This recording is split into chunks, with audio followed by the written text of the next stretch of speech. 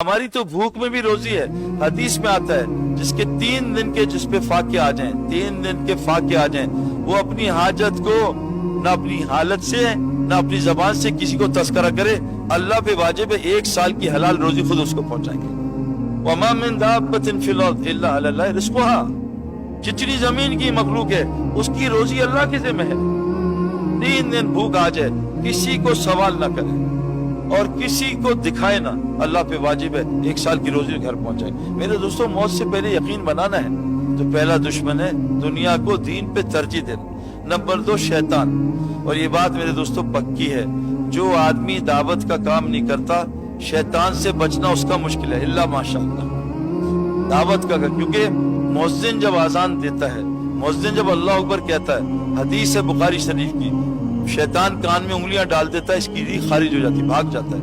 میں جب کرکٹ کھیلتے تھے ہم فلمیں بھی نعوذ باللہ کھل کے دیکھتے تھے، اس لیے بتا رہا ہوں بھائی، گانے بھی سنتے تھے، لیکن جب بھی آزان ہوتی تھی ہم میوزک بند، ٹی وی بند، بیوی دوپٹہ. کیوں کہ اللہ اکبر آزان دی ہے، اللہ اکبر کا مؤذن نے، شیطان بھاگ گیا. جب نمازی اللہ اکبر کہتا ہے شیطان واپس آتا ہے. مغرب کی نماز میں تو میرے پاس بہت آتا ہے کہ پتہ نہیں کھانے میں کیا ہوگا، ابھی افطاری نہیں ہے، جلدی سے نماز ہو جائے. تو شیطان واپس آتا ہے، رکعتیں بھلاتا ہے اور وہ جو ہے اپنا وسوسے ڈالتا ہے.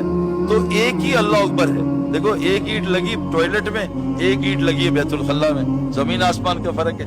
آدمی کسی کو ہے خنزیر، وہ آپ کو چماٹ مار دے گا. آپ قرآن میں خنزیر نماز میں پڑھے 500 نیکیاں ملتی ہیں.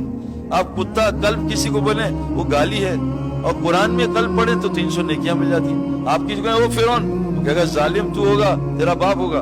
قرآن میں فرعون پڑھے آپ کو 500 نیکیاں ملتی ہیں میرے دوستوں.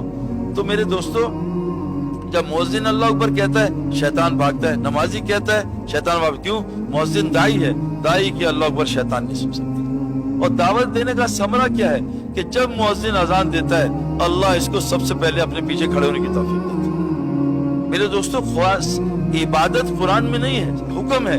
عبادات ساری احادیث میں بالکل صحیح ہے، سارا قرآن دعوت سے برابر. اللہ کے نبی کو ان کو قرآن پڑھ کے سنائیں، ان کا ایمان بڑھے گا. اذا تلیت علیہم آیات ذات ایمانہ، جب انسان قرآن ان کا ایمان بڑھ جاتا ہے.